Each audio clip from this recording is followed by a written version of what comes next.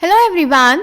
So we are solving previous year questions of the chapter Human Reproduction and the topic Fertilization and Implantation. In today's session, we are going to solve a long answer type question of 5 marks which was asked in CBSE board in different years in different languages. So the question is, A part, explain the process of fertilization in human. B part, name the embryonic stage that gets implanted in human females. Explain the process of implantation.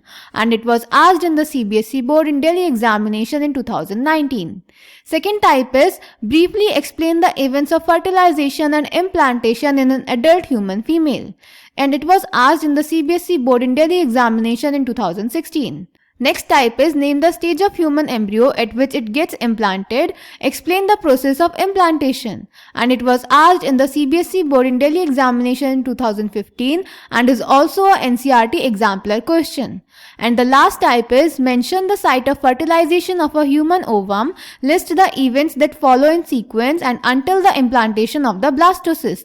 And it was asked in the CBSE board in Delhi examination in 2015 and in foreign examination in 2015.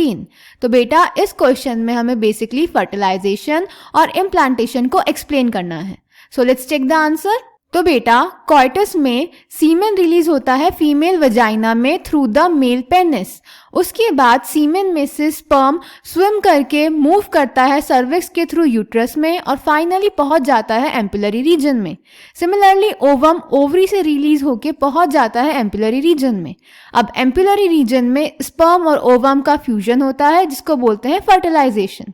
Fertilisation में क्या होता है, जब sperm ovum में entry करता है तो वो सबसे पहले जाता है ओवम की जोना पेलुसिडा लेयर में.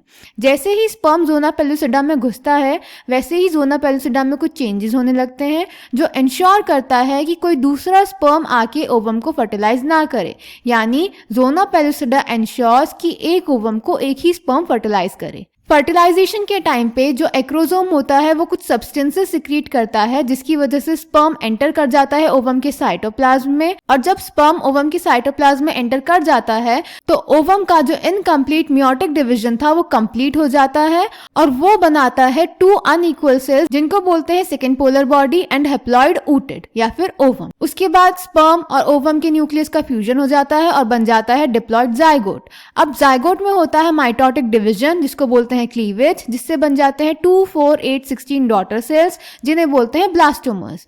जो 8 to 16 ब्लास्टोमर्स वाली स्टेज होती है उसे बोलते हैं मोरुला और मोरुला धीरे धीरे ट्रांसफॉर्म हो जाती है ब्लास्टोसिस्ट में. ब्लास्टोसिस्ट में जो ब्लास्टोमर्स होते हैं वो 2 टाइप से अरेंज रहते हैं. आउटर लेयर को बोलते हैं ट्रोफोब्लास्ट और उसके अंदर जो सेल्स प्रेजेंट होते हैं उन्हें बोलते हैं इनर सेल मास. जो ट्रोफोब्लास्ट होती है वो एंडोमेट्रियम से अटैच हो जाती है और इनर सेल मास एम्ब्रियो में ट्रांसफर हो जाता है.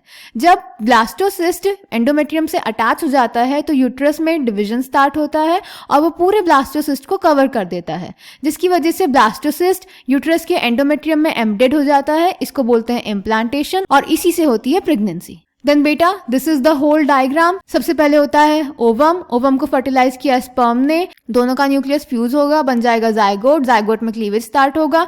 2, 4, 8 सेल स्टेज बन जाएंगी. 8 to 16 सेल स्टेज को हम बोलते हैं मोरुला जो धीरे धीरे डिवीजन करके ट्रांसफॉर्म हो जाएगी ब्लास्टोसिस्ट में और ब्लास्टोसिस्ट अटैच हो जाएगा यूट्रस की एंडोमेट्रियम से. इसको बोलते हैं इम्प्लांटेशन और implantation leads to pregnancy. So I hope this question is clear to you. Thank you.